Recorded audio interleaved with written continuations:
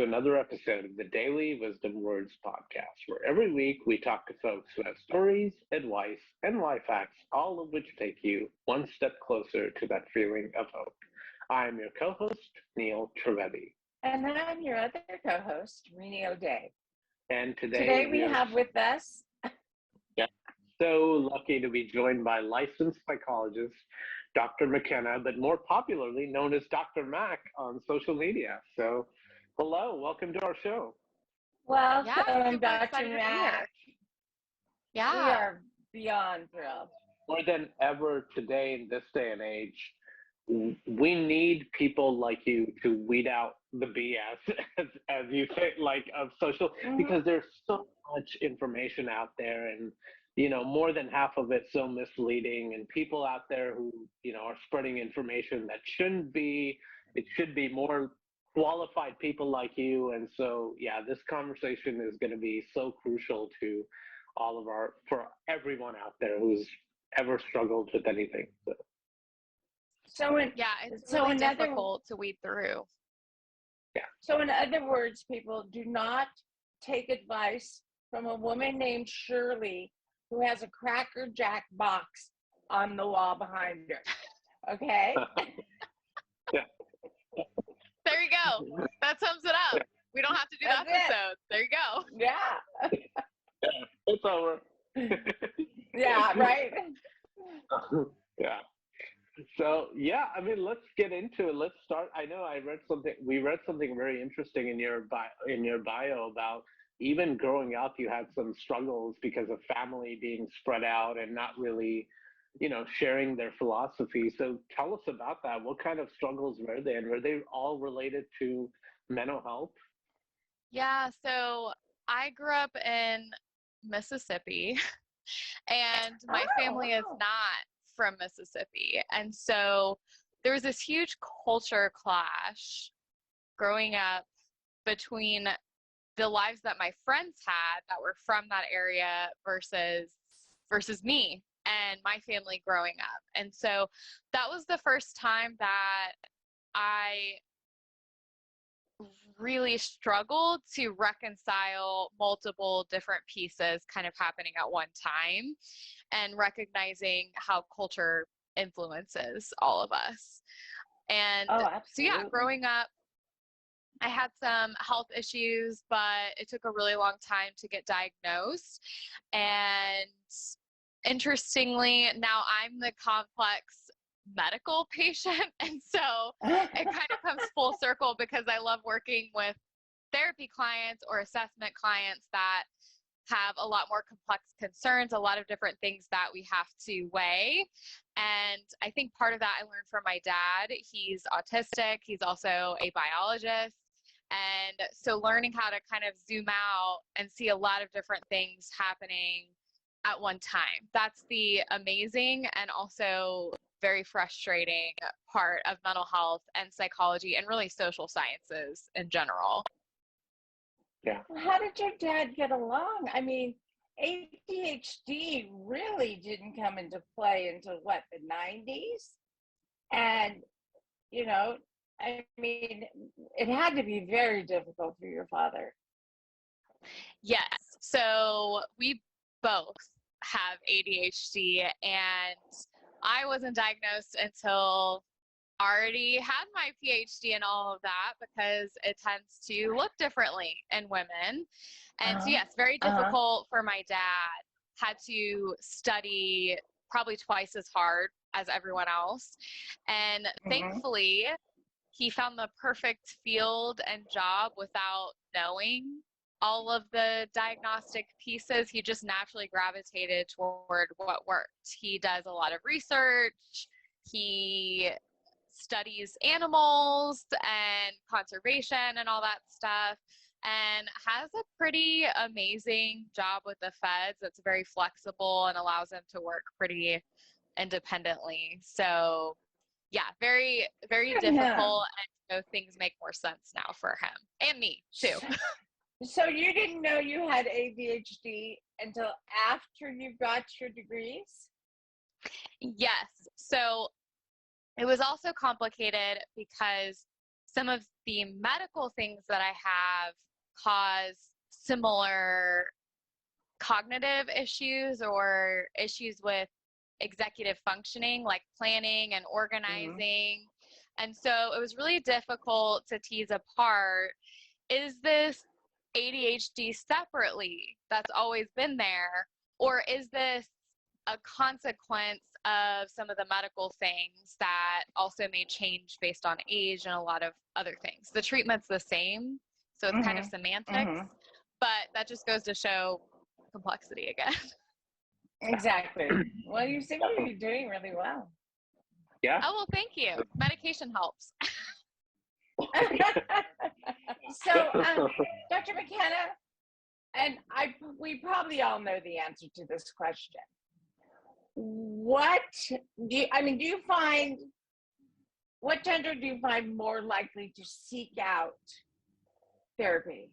Generally, women tend to be more likely to seek therapy. However, it also may depend on context. So I've worked in corrections, just like Dr. Lena Haji. I've also worked in the VA. And so both of those settings are unique in the sense that tends to be more men, although certainly not exclusively. Do you still find, like, one recurring thing that keeps coming up in many of our episodes when we mention this to guests, especially with the difference of genders, is that it's like generally it's just with females, it's more they're more diagnosed, they seek out therapy more, but the number of people who have mental or struggle with mental health issues is still fairly equal. Do you agree with that observation, that maybe it's still a case of more men not seeking the help, but it's still there and they struggle equally, it's just not out there yet, or they're not ready to admit it?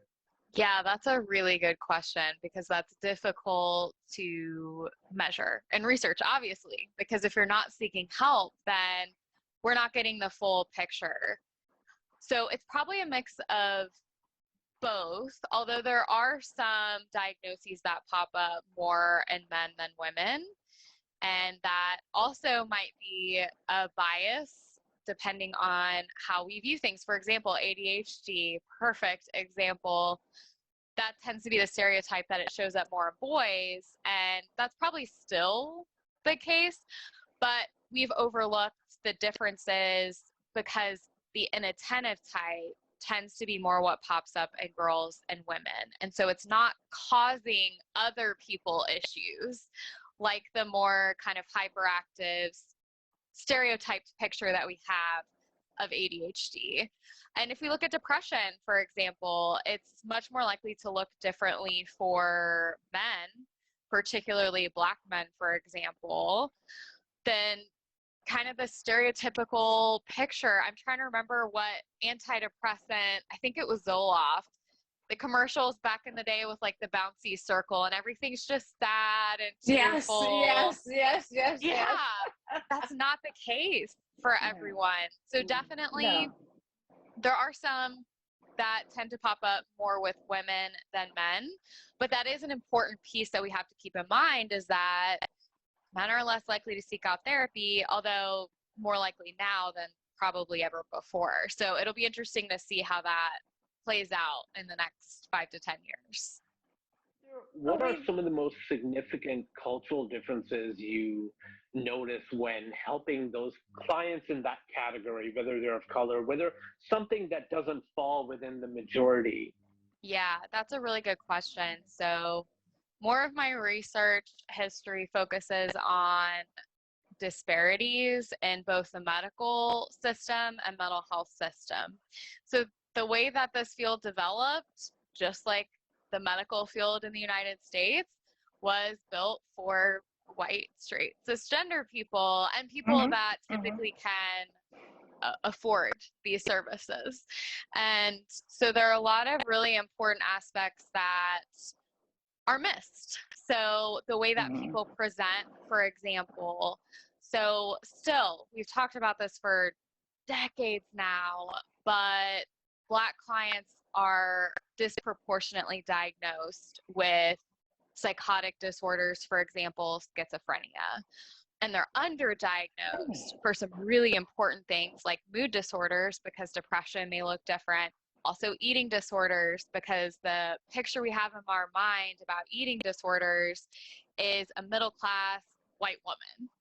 And so that leaves everyone else out, including men who are also underdiagnosed. And so it's really a matter of how do we challenge the pictures in our mind, and the therapies that we use, we tend to base on randomized control trials. And for medicine, that's a lot more clear cut than therapy, because the more that we exercise control over a study, the less real life it is. And because you want to know that this therapy only is the thing that's helping only this one thing. But anytime we make any decisions in research, there are costs to that and strengths to that.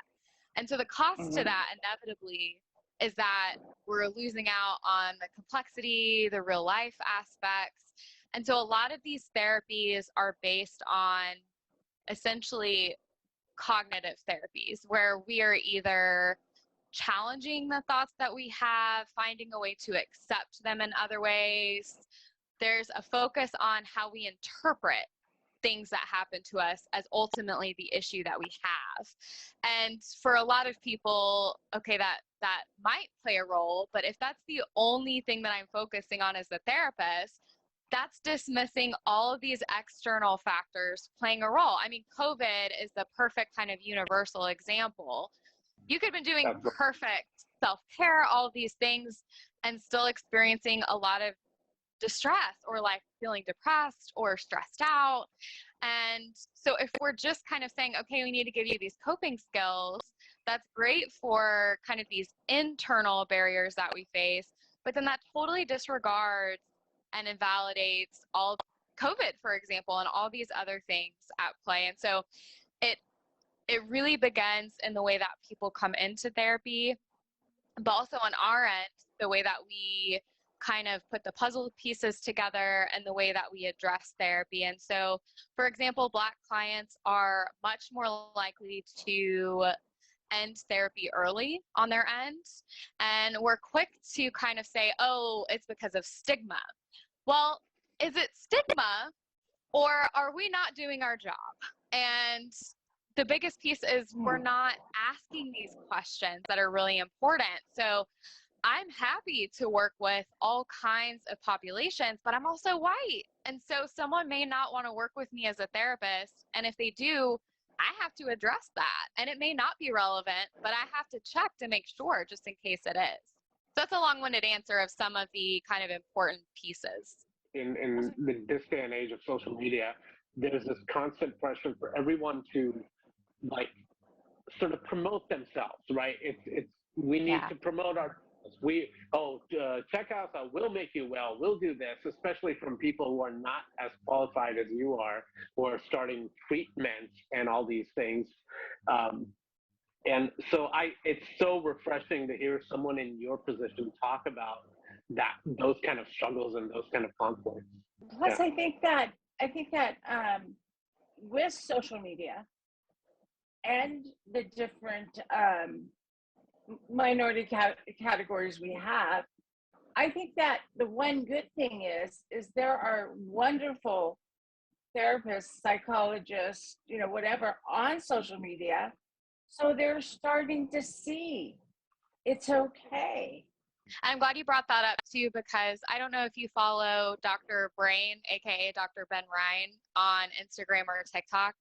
He's a big neuroscience person at Stanford, and he recently had a study published essentially telling experts in fields that we don't really have a choice but to join social media, because if we don't, there are all these people promoting this misinformation, and if we don't catch up, we may not have a seat at the table and kind of dispelling this or trying to at least raise some important questions.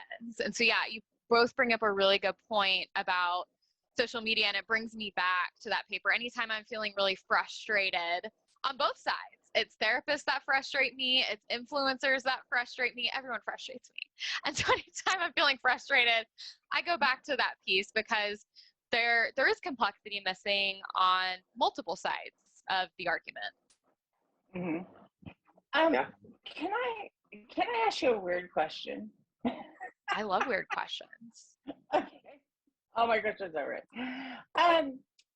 Let's say I have a friend, okay, and my friends on social media, and they get into this group of people that are flat earthers. I mean, I believe that everybody should have their own opinion, but it's really hard to accept someone that has believed that it's this for so long, and now they believe it's this. Yes. So that has been an important topic, probably more so for social psychology than clinical psych. The effect that social media has had on people, because there wasn't as much of a connection before. So you might run into someone who believes in that, right? But they don't have a lot of traction. The algorithms on any of these platforms, some more than others, are really, really good at what they do. And so if you watch The Social Dilemma, it was a little fear-mongering, but a lot of the social psych research supports that it's these subtle changes over time. It's not like I watched one flat earther documentary over the weekend and I'm sold and I've completely changed my worldview, at least for the most part. It's these subtle changes over time that don't feel like such a huge leap. It's these small jumps that happen over time, and all I'm getting is reinforcement for that. So if I'm on a group on Facebook, I'm not only getting the information input from people in that group, but then Facebook's algorithm is going to adjust to that and start promoting content that's very similar to the group. And before you know it, I have an echo chamber, and that's it. Yeah. And the purpose is for their business model, which is essentially, we want to give you ads so that you buy the products.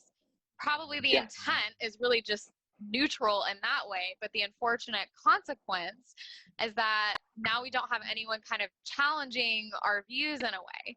And so this actually happened for me because I was working in the VA on January 6th. And so that came up quite a bit. Yeah. So that's actually a time when some skills from cognitive therapies can be really beneficial, because then the question is, where is this reaction coming from? Because they're coming in really guns a-blazing, as many people are, and especially right now. And so number one, it's kind of understandable anyway, given gesturing vaguely in 2022. But at that time too, I'm wondering, no, what's underneath this? Like what is actually being activated here? Yes. Is it a values thing? There are some researchers outside of my area of expertise that have looked at, really it's just values differences between different political groups. And so looking at that piece, but for them, at least my clients, when I was working in the VA at that particular time, what was happening is, if I'm the client, my body is getting activated, and the last time that it was activated this way, I was coming under literal fire. And this is trauma for me, but trauma and anxiety can feel very similarly. And so the reaction came first, and I have to try to make sense of why I'm having that reaction. And so my brain will kind of fill in the blanks. That's an area that we call emotional reasoning. It's a sneaky one. So the mood actually, or emotions, come first, and then we try to kind of fill in the blanks, and then obviously that leads to some errors. And so I try to take a kind of backseat approach and ask a lot of questions to kind of get them to connect the dots. I try to do that in my personal life too, but when I'm off the clock, it's obviously a lot harder. I'm human too. Yeah. Oh yeah. But, oh yeah. Those questions. And you mentioned that, right? The algorithms, is that why, like, it starts with smaller things, right? Like when I do research to buy new headphones, all of a sudden Facebook, Twitter, Instagram, I start seeing all these ads of, and it's because I Googled a few times that I'm looking for these, and then that just continues and builds to the conspiracy theories and the groups, and right, it just kind of builds over time.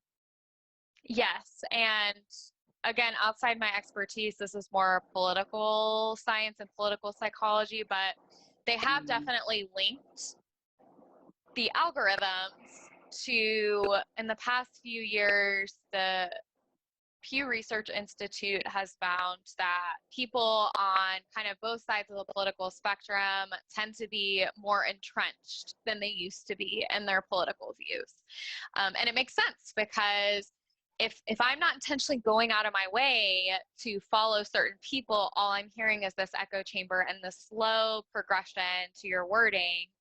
And in the social dilemma, the creators of different social media platforms had no idea it would turn into this, by the way, and they totally own that. And they're raising this alarm that even if you're looking at headphones, to use your example, all of a sudden a suggestive post may come up that is more politically charged and has nothing to do with headphones. So even when we're trying to avoid these really emotionally charged topics or posts, etc., ads, they come up anyway.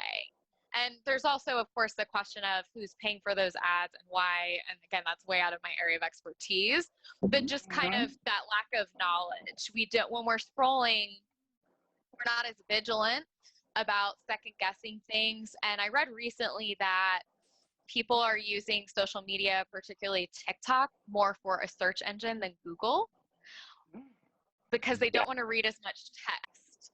So, and I do that. I do that. It's, oh my God, alarming. So knowing that and what you just explained to us, what can we now do from our part to try to at least lessen it, if not completely avoid those kind of, the algorithm tricks and all that? What can we do to cope with it better because obviously, like you mentioned before, it's not just for people in the medical field. Social media and marketing have become so crucial for everyone, right? So we got to be in it. I mean, this podcast, sometimes I pull my hair out because I hate trying to have to promote it. Like, oh no, I haven't tweeted out this link yet. Oh no, I have to post it. But it's occupational hazard. If we don't do it, nobody's going to watch. Nobody's going to listen. So what can we do to cope with that better? Yeah, you bring up a really good point because it's not necessarily social media as much that's the problem. It's the business model, which is it's all about marketing, and that's where people are making their money. And so that's when it can get really tricky. And so there are definitely some things we can do. For TikTok, particularly, it's more challenging. From my understanding, that algorithm is even more intuitive and refined than some of the other ones. But number one, I would say look at how often you're on your social media apps and potentially limiting that. There are some really good apps out there that can, if you don't trust yourself or you're doing it outside of your awareness, just kind of logging on like we all do and scroll, they limit you to a certain chunk of time every time you log in or every few hours, whatever the case is. Some people take breaks or delete accounts entirely. Some people also find it helpful to try to like certain accounts that are different from the ones that you would typically follow, and not harmful ones or anything like that. But how do I make sure I kind of have to be vigilant and go out of my way to get multiple different perspectives on whatever's happening? Am I getting sucked into an echo chamber, basically? And I have to check that. I went to school for 5,000 years and I'm scrolling through TikTok and I'm like, wait a minute, I gotta take a step back, especially on TikTok. I was gonna ask, are you 5,021 years old? Because that's what you look like. Yeah. I'm exactly well, I'm 10,042.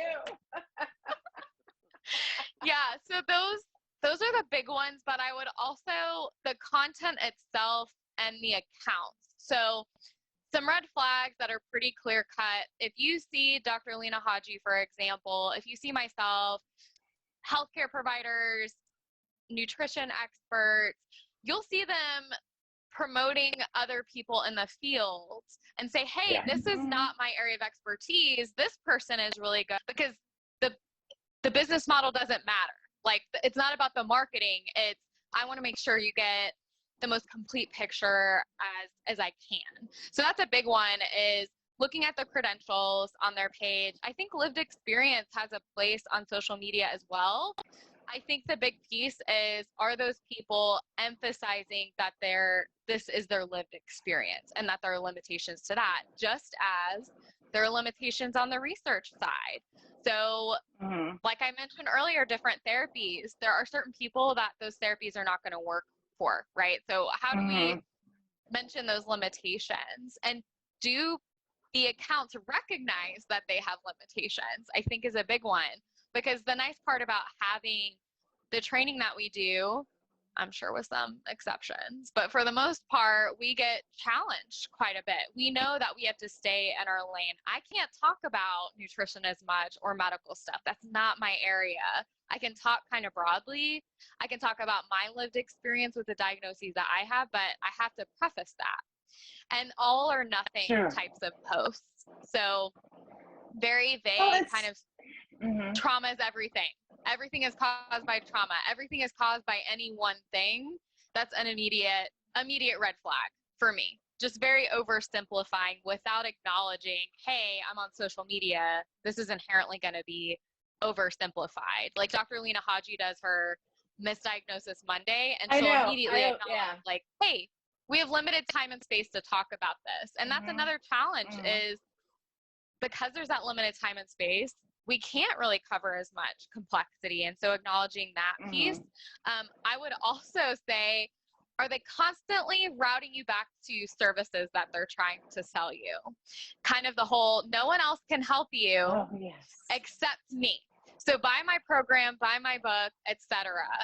And how do they deal with people that ask questions in the comments? Are there any questions that are disagreeing with them? Like, are they deleting any comments? Are they threatening people in the comments or blocking them? That happens quite a bit. So that's just a quick list for people.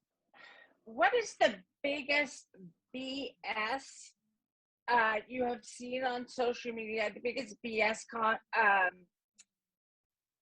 content that you've seen on social media dealing with mental health therapies? Yeah. Oh, there are a couple. And again, is my algorithm just, am I in my own lane? You may ask therapists and they may have different answers, although I think we kind of similarly agree. So one is trauma, 100%.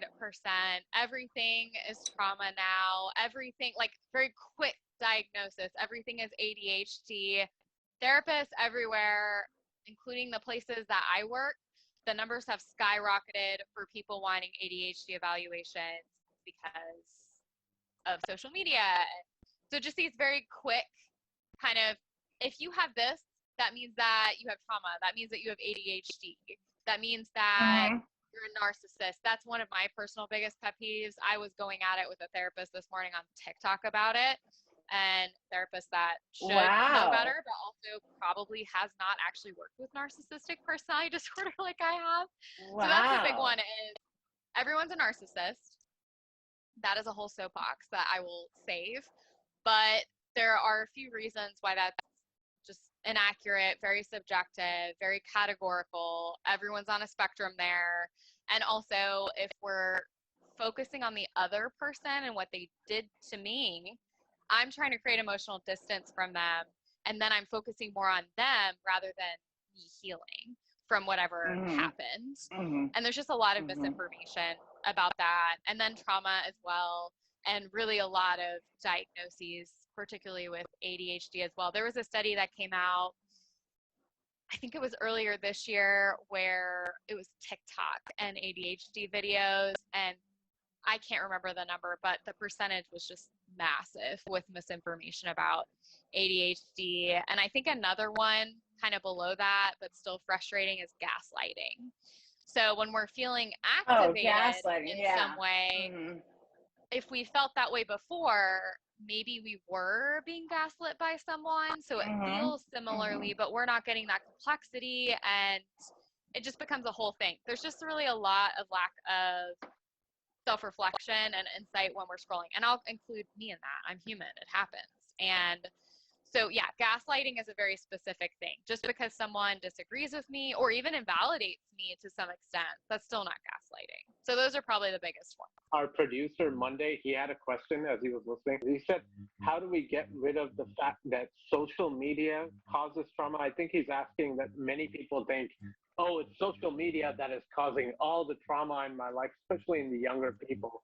And I guess he wants to know more about the correlation and how accurate is that, and how do we dispel that myth that it's not all of it. There is some our human responsibility as an individual as well. But I guess, yeah, if I understand that correctly, he wants to know about the correlation of it and how do we dispel that myth that it's not a huge part of it, obviously, but not every single thing linked to it. Yes. So I think a perfect kind of comparison is when people say that video games cause ADHD or violence. So for ADHD, I'll start with that. Actually, kids that have ADHD are more likely to be playing video games because it sustains attention and like that sense of novelty. There's a lot of stimulation there and it's constantly changing.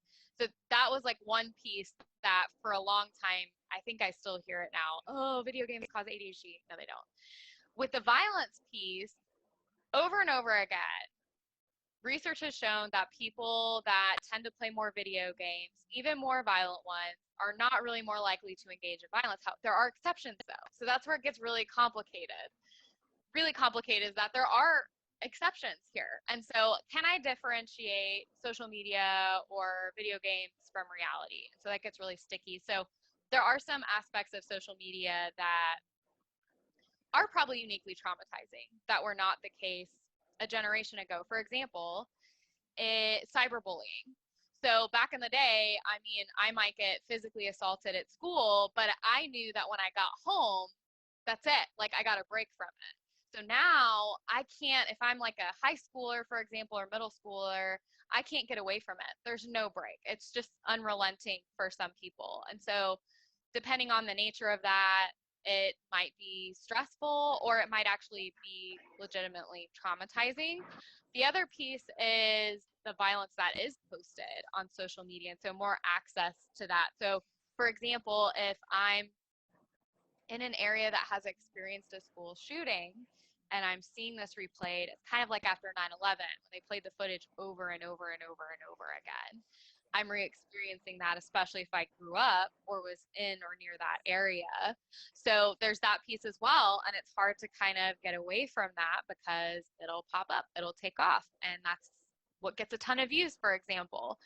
And so there are some things that are kind of uniquely traumatizing about social media. But then there's like a lot of, like we said, misinformation. People kind of equate anything that's stressful to trauma. And that's not really the case. We can debate what qualifies as PTSD all day long, but trauma in itself is really complex. And looking at, okay, how do we, as consumers using social media, how do we scroll through that? And how do we kind of limit our consumption? How do we modify our consumption? How do I monitor how I'm feeling after I'm scrolling on social media? Because the research is kind of mixed on that as well. It's not necessarily clear cut that it makes people more depressed or that it makes people more anxious. It can, some studies have shown that, but some haven't. And some people have found that being able to connect with others on social media, for example, like on probably not as much TikTok, but maybe more Facebook and things like that. I think what they've studied more is that connection. During COVID, when we were quarantining, that was actually kind of a nice strength to know what was going on. Are my loved ones okay? Connecting with people when I can't physically hang out with them. So there are a lot of benefits there. And then ethics. That's the biggest thing for so many fields, including big tech, is the ethical implications of, again, teasing apart social media from the business model. And so trying to ultimately, the goal is to get people to buy stuff because that's what pays. And these social media platforms are, in a lot of ways, the easiest way to make money. And so how do we ethically, and experts, including big tech, I would say especially big tech, how do we kind of come out, call that out? How do we limit that? And so I think the social dilemma was one way from on big tech side to kind of raise the alarm, raise their ethical concerns. On our end and healthcare and mental health and psychology, it's how do I translate the information and research, because a lot of people are not doing a great job. There's a huge disconnect, which is why I have the handle that I do, between what happens in academia and the people doing research. Mm-hmm. And then how do we get that to the public? And so that's where science communication comes in. So there's, again, so much complexity here. And what exactly is social media causing? What is it exacerbating? Or is it just kind of changing the way that stress we already have is manifesting? Dr. Mack, you have been incredible. Yeah. Tell us where people can find you. Yeah. Thank you so much for having me on. I mean, obviously, I can talk all day because I have ADHD. So if no one stops me, I can't stop. We so would, you can we find would me. be in trouble. Well, you and me would be in trouble. You can find me on Instagram, Facebook, and TikTok and Twitter, actually. I'm most active on Instagram, Revealing the Ivory Tower Pod. And my podcast, which is coming out actually in a couple days, the new season starts. I've been on hiatus trying to get my life together. So it's Revealing the Ivory Tower podcast. And See, really they are trying human. It is. It is. Yeah. You And are we just try to human. break down really complex topics because, as we've all said, it's just really hard to do that with the constraints of social media. And so a podcast was kind of my response to that, is allowing for a deep dive without, you know, a 1 minute time constraint on a reel or something like that. So feel free to check it out. And thank you guys so much for having me.